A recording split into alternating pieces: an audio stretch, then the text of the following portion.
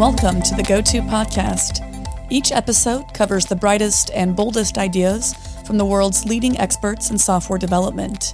Tune in for practical lessons, compelling theories, and plenty of inspiration. GOTO gathers the brightest minds in the software community to help developers tackle projects today, plan for tomorrow, and create a better future. Stay up to date with the latest in tech through GOTO's top-rated events held online and in person in cities like Amsterdam, London, Copenhagen, and Chicago, and by subscribing to the GOTO Conference's YouTube channel, where you can find thousands more high-quality dev talks. Learn more at gotopia.tech.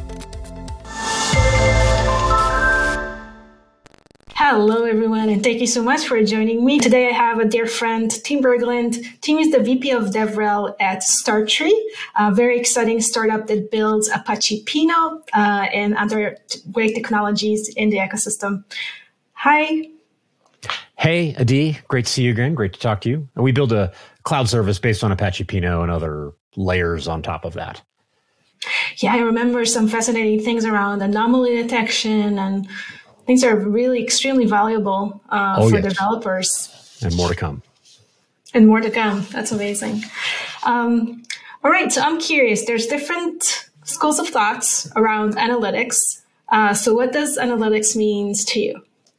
I love that question. It just gets to the core of things. And any what is what's a chair, questions like that, you kind of get to places where it's actually hard to give an answer. But I think fundamentally we could say that analytics is looking back over what has happened and trying to get insights into what has happened. Ideally, insights that we could take action on, right? We would want to, this is usually in a business context and we're trying to figure out how to drive decisions. So looking back over what has happened in an attempt to generate actionable insights is, I think, a good, short, somewhat essential definition of what analytics is. Yeah, I think it's extremely valuable. I saw a lot of, especially the real-time one was super critical to identify kind of trends, recent trends, changes in the ecosystem and, customer consumption patterns and a lot of this good stuff. And I wonder, when you look at that, what type of analytics can you do? Yeah. And I feel like I should get into that a little bit more. Let me maybe expand on my definition a little bit, because it's looking back over what has happened to try to generate actionable insights. But maybe a contrast. So if you're really new to databases or new to thinking about analytics, in contrast to what is a good question. And that's always the classical kind of two categories of databases is analytical databases and transactional databases, or OLAP, online analytical processing, or OLTP, online transaction processing databases. And I just want to dig into it a little bit more before I get to that question, because I feel like it's been a little cutesy just giving that short of an answer. So let me dive into that. You've got two kinds, broadly these two kinds of databases. The transactional processing part of the ecosystem is more concerned with keeping track of entities in the world, right? That in an OLTP query, there's usually a thing that you want to read or write or create or delete. It's usually one thing that you're interested in. Somebody creates an order. Well, then that one order is a new entity in our world. And maybe there are various SKUs associated with that order. Well, you create those SKUs and you associate them, and that's a collection of things. But there's usually a preoccupation with a thing, an entity, even if it's got some sort of compound existence and it's composed of other entities. It's one thing that you're interested in. And the other thing in contrast, in the world of analytics, we're usually interested in looking at a lot of things. So I said you're looking back over what has happened. Those are events, or those are entities that have come into existence or have been mutated, been rewritten in some way. And in the analytics world, you're usually interested in looking at a lot of things. So rather than just this one thing you're looking at, it's these things. And you want to scan through a lot of things and add them up or average them, or, run some sort of reducing function, compute some sort of aggregate over a particular number in those things. Whereas in the transactional world, that one thing, you never reduce it to a single number. Like that's not what you do. You kind of want many of the properties of that entity or the whole entity all at once. And that's what you're dealing with, where in analytics, there's usually kind of all these things. And in a particular query, there's one measurement that you're interested in. And what was your question again? Was about the time, like the real timiness of this, and maybe ask your question again. What do we mean by real time when we speak about, the analytics world and kind of like the two different, aspects of that you mentioned? So that's important, because that's what we do at StarTree is real-time analytics. That's Apache Pinot is a real-time analytics database. And I always feel like I need to apologize for that word when I'm talking to other technical people, right? When I'm talking to people who build things with computers, it just sounds like a marketing word. Does it have a rigorous definition? Do you just mean it's fast and I'm supposed to be impressed? It's squishy, I started my career in firmware, and that was fun. I miss that. It was a huge amount of fun. And in that world, real time has a specific definition. The operating systems that you put, and this is changing a lot. A lot of stuff is just like embedded Linux these days. But small things, you still have this very small kernel, that could be literally a few kilobytes of code. That's called the real-time operating system. And so this term real-time has this precise definition in that world. And in that world, what real-time means is predictable latency. Like there's a bounded amount of time that you can take to process an event. And if you take longer than that, you have failed. So that's satisfying, right? That would be nice if we had something that was that good. That's not really what we mean necessarily in real-time analytics. We still talk about tail latencies the way anybody in the DevOps world would. There's P50 and P75 and P99 latencies that are all a normal distribution. And, a latency can always be a little bit longer. So it's not like there's some hard limit. But to make this something that you can really sink your teeth in and somewhat specific, what I like to say, the way I like to define real-time in the context of real-time analytics is something that you can put in the loop of a UI, something that exists in the interaction layer. So I'll hold up my phone. So, I have a phone and I'm using some app and I refresh a view or I enter a search or something for, I want to order a hamburger near me. And then there are 5 burger restaurants that it'll be in the search area, and maybe OLAP queries, analytics queries associated with those things that are happening as the display refreshes. So a real-time analytics query would be, for example, what is the average of the delivery times in the last half hour for the burger joints inside this polygon, this geospatial polygon? That's an analytics query because we're looking back over what has happened. And if it's happening while I'm looking at the screen, we can't kick off a Spark job and have it come back 15 seconds later and give us a result, right? That's not going to work. I mean, that's talking to a woman who's written a book on Spark, incredibly transformational technology, and like you need it to do certain kinds of things. But you also need this other kind of tool to do things that I'm looking at a UI and waiting for. It's not a dashboard that can refresh. It's not a report that can run. It's right in the loop of the interaction layer. And so real time means, and this is still somewhat soft, right? But basically, I'm willing to look at a display and have that query happen and feel like it's alive and it's not broken and I'm not getting impatient and, going to try DoorDash instead of Uber Eats or whatever. So that's how I define real time. I can do it without a caching layer while I'm looking at it in a UI.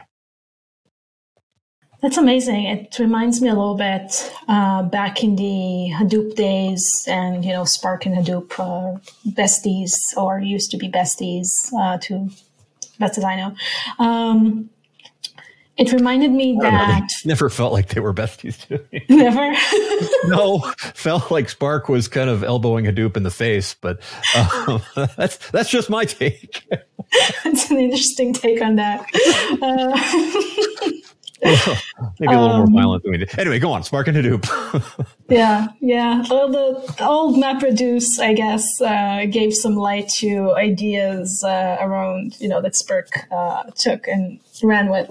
Anyway, what I wanted to say is, when I used to work in analytics, like building infrastructure for, advanced analytics, I remember we used to prepare reports in advance.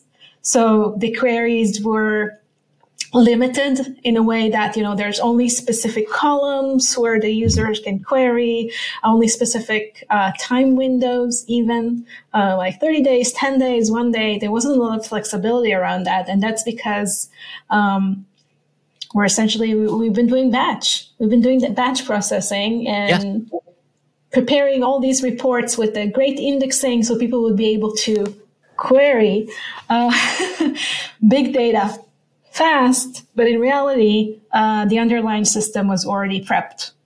So it kind of like, it gave the real-time experience for the user, yet it was very much limited in what they could do. And what I slowly realized, and correct me if I'm wrong, is that actually having an engine that is tailored to doing real-time analytics can give me much more flexibility into looking at the different records and, running different types of aggregations that are less, essentially more flexible, more agile for me as a user. So it gives me, from a product point of view, it gives me a lot of value. Yes, and I think you're onto something really important there. So, starting with Hadoop as a piece of history, and I don't want to just slap it around. It was an incredibly important innovation. I was kind of there watching it.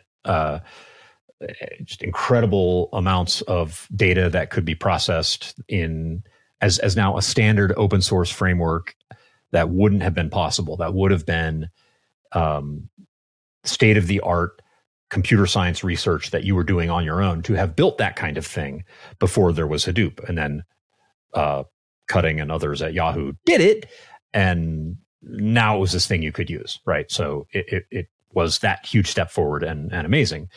And, I think we like to slap MapReduce around because it was terrible to use. The actual experience was awful. But in reality, not very many people wrote map and reduce functions. Like, who actually did that? You had everything was kind of Hive very quickly, or if you didn't want to do that, you had things like cascading that kind of layers on top. So it's easy to slap it around and talk about how terrible it was, but I think that's a little bit of a straw man. The experience in Hadoop's flowering, which was brief, the experience wasn't as bad as we think. But like you're saying, you're fundamentally scanning everything, right? Now in your map, you want to reduce what you're scanning, but you don't really have an indexing system in that framework.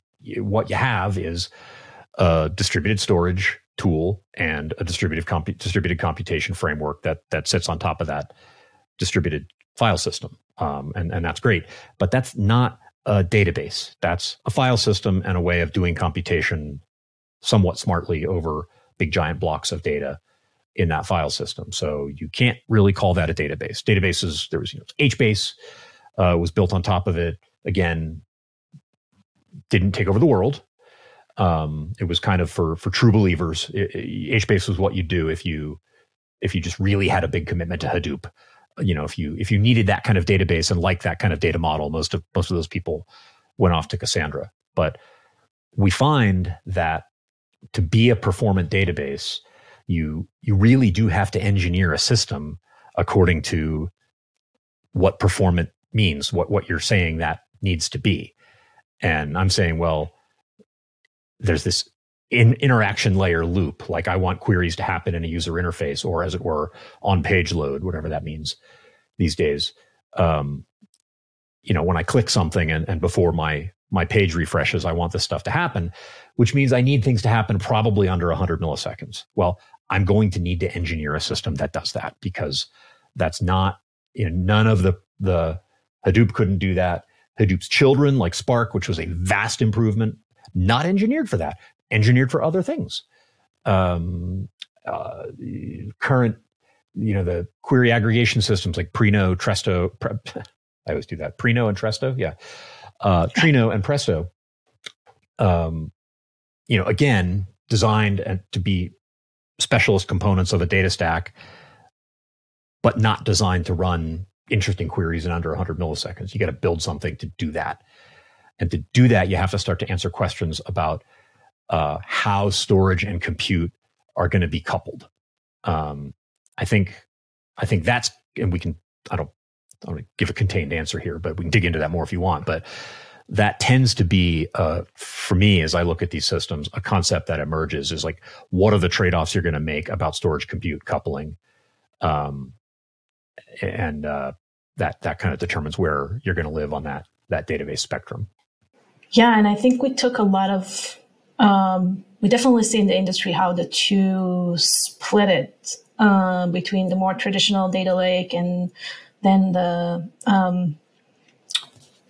data warehouses and kind of the in-between, where you want to have that separation from compute and storage, and having local storage is kind of good for you when you're running your distributed compute engine. It's very good because it's fast, right? Now you've got an SSD on the other end of a PCIe bus, which is, that's about as fast as you're going to get. And you would love to have that. It's just expensive to have. And so it's, let's see if I can describe this. I might get lost without an actual whiteboard, but let's give it a shot. Okay. And we might sometime, depending on when this is published, we might have a light board at StarTree where I draw this on the board. But if you could think of storage going from tightly coupled to loosely coupled, right? Tightly coupled means, again, there's an SSD on the other end of a PCIe bus from the processor. Loosely coupled is S3. Right? I can make HTTP calls to essentially an infinite sump of storage out there. Now, that infinite sump of storage is going to be a lot cheaper than my SSD. It's also going to be orders of magnitude slower. So I've got a cost performance trade-off here on this storage spectrum where I can go decoupled or tightly coupled, and I can get faster and more expensive, or slower and cheaper. On the other axis, going across this way, there's a question about how persistent my compute is, right? So I could have, think about a legacy data warehouse, right? It's a relational database. I had an ETL job that I hand coded in C because I hate life, and it runs overnight and it writes all this data into my star schema in Oracle because, again, self-harm. I need to get some help, and it's in this Oracle database on a database server, and that's where the queries run. The storage is tightly coupled. So I guess it's up here in my little diagram here. The storage is tightly coupled and the compute is always there. That computer is there heating the room no matter what. Mm-hmm.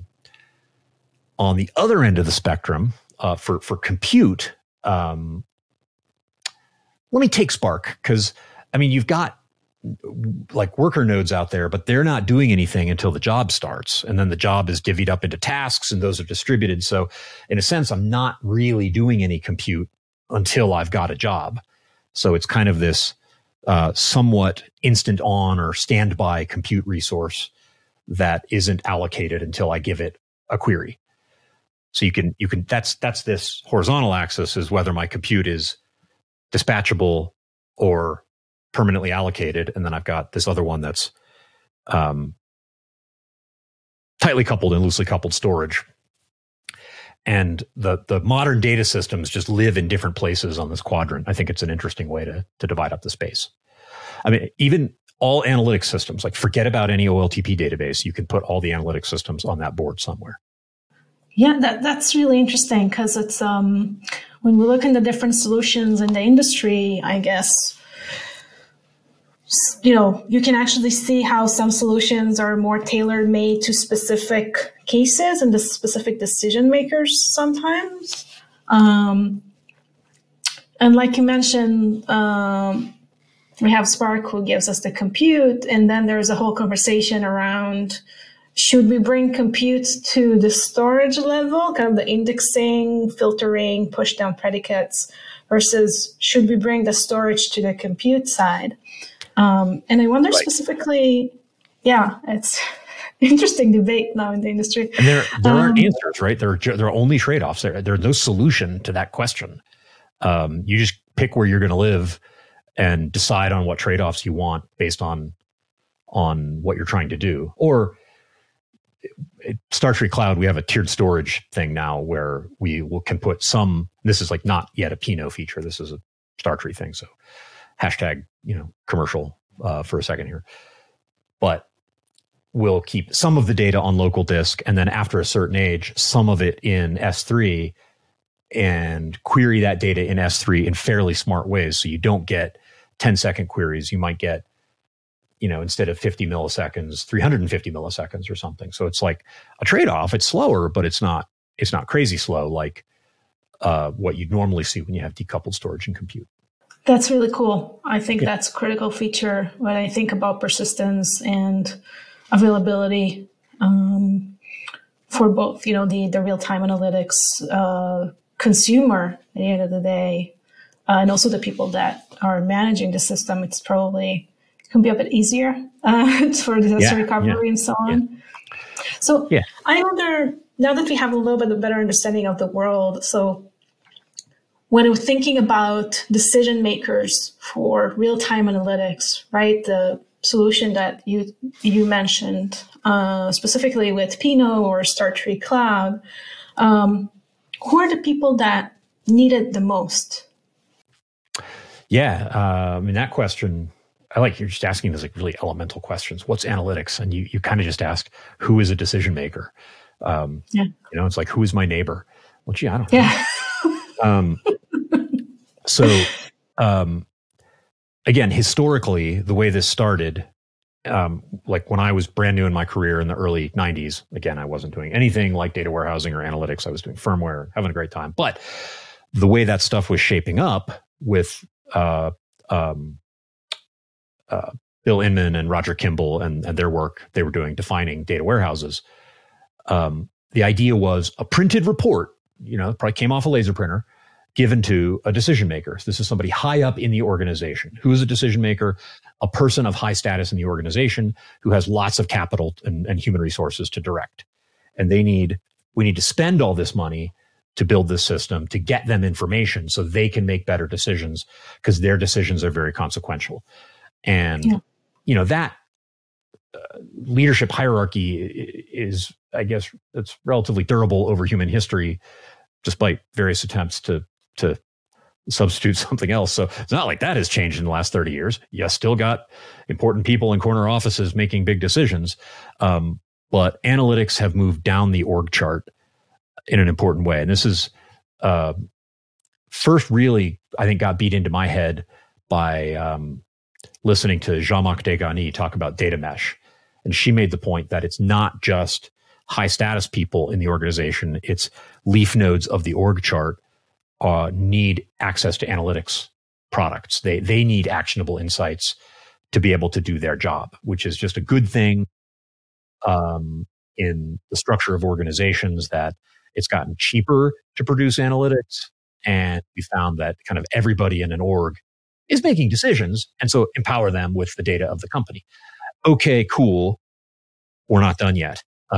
So the answer to the question, who's a decision maker, isn't merely every employee of the company, because right now there's this new wave, and I'm thinking it's a tidal wave. We'll see. of companies like LinkedIn and Stripe and all of the meal delivery companies on the planet. Uber Eats was the first one, but there's DoorDash. Cisco is doing things with their WebEx products.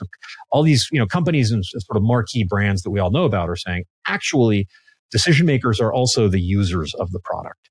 So it's not just people inside the organization making decisions about what the organization is going to do, but I, as a user external to the organization, as your customer engaging with your application, whatever it is, it's now worthwhile for you to take the data inside your company and expose that to me in, some actionable insight generating form, like we were talking about earlier. What's analytics? It's looking back over what has happened and generating actionable insights from that history. We want to do that for our users now. And it can seem a little scary. Oh no, this is the data inside the company. It's a competitive asset. It's whatever. But the fact is, you can create a much more engaging experience for that person, a stickier experience, like however it is your product people are going to measure that, by exposing analytics to your users. So who is a decision maker? Everybody who uses your product. And that's one of the fundamental theorems of the real-time analytics revolution, is that it's valuable and a key competitive advantage to build features into your products that are based on the analysis of historical data and recent data in kind of the life of the product and the user's interaction with it. I love that, because it speaks a lot about our culture of being data driven, right? We always like to look into data, and B, actually empowering people to take action and have visibility into, the things that their own impact, right? So I can go into the analytics and start querying and see if the action I took created some impact in the system, or the other way around, or if I did a mistake. It's I think it's really critical, and it's fantastic that now we are able to do that in a real-time settings, to better serve our customers and users, and also to empower other customers to dig into their data, if we are creating some dashboards or kind of analytics services for them. Yeah. And the idea is, I, as a user, I'm better off if I know who's ordering burgers from that burger joint in the last 15 minutes. And I actually don't want to know that list of names is not useful to me, but how long is it going to take is a downstream impact of who's ordering burgers right now. And so that recent history of events, I'm a better off user. I like it better. I'm going to get my meal delivery from you because you give me these kind of up to date, if you will, real time insights that I can use to take action on. And that's including me in the community of decision makers, as somebody who does not work for DoorDash or Uber Eats or whoever, is a win. Yeah, that reminds me of who watched my profile on LinkedIn. That I read some articles that it's powered by Apache Pinot. So, I'm curious to learn more. Maybe if you can share. It is powered by Apache Pinot, and it's why Apache Pinot was built. So specifically, that feature at LinkedIn is why Proto Pinot was developed by the team at LinkedIn, who would later, some of whom at least, would leave and found StarTree.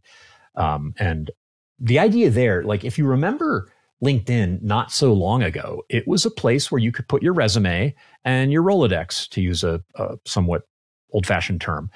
And how often are you going to engage with that, right? You don't update your resume very often. And maybe you go to a conference and you make some connections. You might go and reach out. So it's just, you're not going to go there much. Who cares? Knowing who viewed your profile in real time, at least for certain types of people, I would note, I feel seen. That's a very compelling feature, right? You want to look at that. And that's people a thing. At least some people do. And that'll keep you coming back to the site. And so, they had to build basically a real-time analytics database out of some fairly unsuitable tools that had unfortunate operational characteristics, like it cost a crap load of money to run and it was too slow. And, so they designed and built, the first version of Pinot in order to be able to do that. And then that has found its way into the timeline view, and there are other kind of more niche products on LinkedIn. I'm not a LinkedIn expert, but go to linkedin.com and you get your timeline loaded. There are Pinot queries powering that based on what people and interact with have recently done, what you've recently looked at and read, and all those kinds of things. So it's now an integral part of the experience of using LinkedIn. And that's Kafka has a similar story, right? That's another technology I've worked with recently, and it also was simply built at LinkedIn to solve a problem that LinkedIn had. And there's always something nice about a piece of infrastructure technology that, it's not like somebody said, hey, I bet this would be useful, and I know some VCs, let me raise some money and we'll build it and see if anybody wants it. That can be successful, but there's a lot more risk there in speculating, I think this infrastructure might be useful, rather than, no, somebody needed this and so they built it. It's useful to somebody, and it solves a category of problems, and it's finding its way into lots more categories of problems from there. Yeah, and it's proven, which I think is very, very interesting to see. It's proven on a huge scale. And I think, I wasn't on LinkedIn, although LinkedIn was acquired by Microsoft at some point. So that's right. You were, yeah, right. I don't know how you want to look at that, but putting that aside, I did notice that LinkedIn transformed from the online resume, connecting with recruiters or things like that, to a platform that is more community driven, social. People are sharing technical content, things that they learned, experiences. So it definitely shows like the whole feeling seen experience and timeline, and the fact that LinkedIn added that real-time analytics to show the users, for the user to be able to query in different features. Really develop it as a community, in my opinion. If you were a skeptic of Pinot, I think there'd be ways to poke holes in this argument. So I'm not presenting this as like the most airtight argument in the world, but it's worth observing that LinkedIn is that now. It used to be thing you went to every once in a while for those two things, resume and Rolodex. Now, for many, many people, it's a site they visit. It's the corporate social network. It's the professional social network, period. And anecdotally, like I run the DevRel team at StarTree. We make things. We write blog posts. We make videos. When we release a video, we'll post it natively on Twitter, LinkedIn, and YouTube, and we'll socialize the YouTube link, right? LinkedIn, we get several times the engagement on those videos that we release there compared to YouTube. So remarkably more views of those videos. That's impact we're trying to make with this stuff we spend a lot of time and effort making, happens on LinkedIn. Now, the old resume, and you might say, that's cool, Tim. We're talking about real-time analytics, not your DevRel team. Okay, yes, but the old-time resume and Rolodex website wouldn't have done that. And the transformation from resume and Rolodex to the professional social network, I think the argument can be made compellingly that Pinot is what powered that transformation. Pinot was built because of the baby steps initiating that transformation, and it underlies all the important features that make the current state of LinkedIn possible. So, it's proven at scale and as a driver of significant business and, at the risk of some overstatement, kind of social change in the terms of the way people interact professionally. LinkedIn's a part of that. So again, a skeptic could say, well, that's a social media thing. That's a one-off. That's LinkedIn. There are other things. And and there are other cool Pinot use cases to talk about. But I'm glad you asked about that. I wasn't even thinking that, but that who viewed my profile was really a kind of a pivotal moment in the real-time analytics revolution, in ways that it's worth it to tell the story of. That's amazing. I think So from observation, looking at other social media, there is a lot of emphasis on real time, right? If we're looking at timeline, feeds, etc., as human beings, we want to consume the latest and greatest of news. And in order for the platform to know what to present to us, it needs to be able to act in real time. So real-time processing, a lot of data sometimes, and doing it relatively fast. So I'm curious, and maybe we'll touch a little bit on the technical needs of Pinot. So from your experience, what makes it so fast? Okay, yeah. Well, there are, as an analytics database, you have two jobs. One is to ingest data, and the other is to support reads. Ingestion is not trivial, but you read stuff in, you write it quick as you can. That's kind of a little bit more of an open and shut thing. On reads, it comes down to a question of indexes, like what kinds of, and you hinted at this earlier, where you said in MapReduce, you sort of had to have things planned out. Yeah. Literally writing Java code that was in effect a query.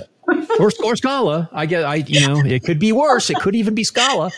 That's true. Right? So, yeah, I'm underselling the pain. You really had to have things mapped out, and changing that is a redeploy. And, back in those days, 12, 13 years ago, redeploys were even harder, blah, blah, blah.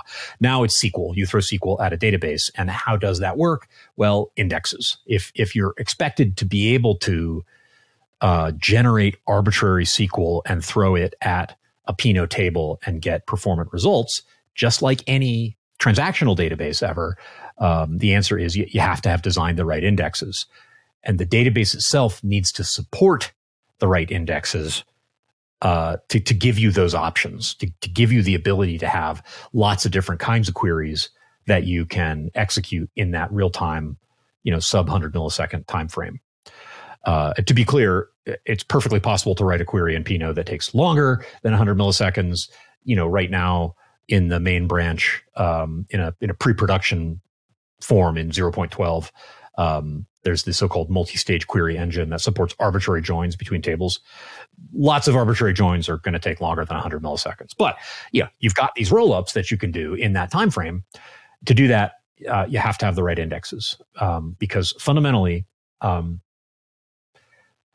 OLAP queries are about scanning, right? OLTP is this thing, OLAP is these things. I want these things. And so I have to read these things.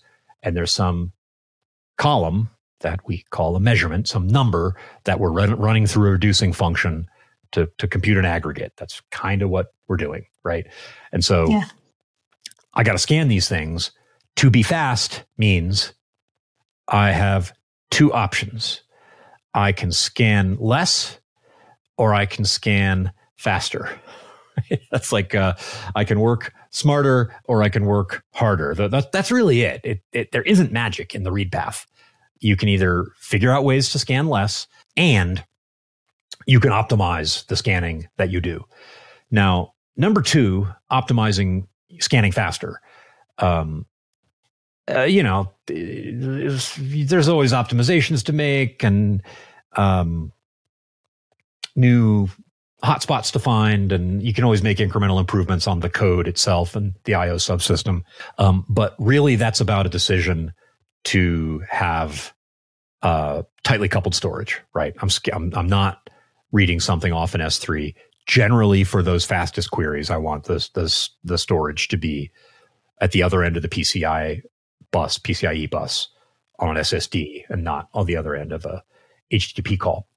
Of course, like I said, StarTree Cloud kind of does that smartly, and you can put old stuff in a Cloud Blob Store and not give away the farm performance-wise. But scanning faster is generally about locally attached storage. Scanning smarter is about cool indexes that let you filter and focus your scanning on only the right blocks of the right segments of the table. And so those two decisions a broad array of indexes and locally attached storage for the fastest queries are the answer. Scan less, scan faster. And digging into scan less and indexes a little bit, Pinot's got this pluggable architecture where it's relatively easy to add new indexes. And so right now, kind of the belle of the ball in the index, Pinot index pantheon is, to mix metaphors there, is the StarTree index. Has nothing to do with StarTree, the company. We just thought it sounded like a cool name. And so we named ourselves after that index. It's kind of like building a pivot table in a spreadsheet and persisting it to disk. So you've got pre-computed aggregates based on some number of dimensions, and you traverse a tree, in log time, and you get the pre-computed aggregate out. So you just get crazy, crazy performance. So that's the cool index right now. But you have a pluggable index architecture, so that probably won't be the coolest index in 5 years. There'll be something cooler. Yeah, I remember I attended in Data Day, Texas. I attended Gwen Shapiro's session on why my database you make me coffee or something like that. Yes, things databases don't do but should. It should. Thank you. I remember. I think it was one of her final bullet points that she described kind of the future of databases, and she discussed custom indexes, specifically saying that, my database, either it's, real-time analytics or something different. It would be beneficial if it will learn my patterns as a user and kind of pre-make these indexes for me. Which I thought kind of was very interesting, also very hard. Yeah.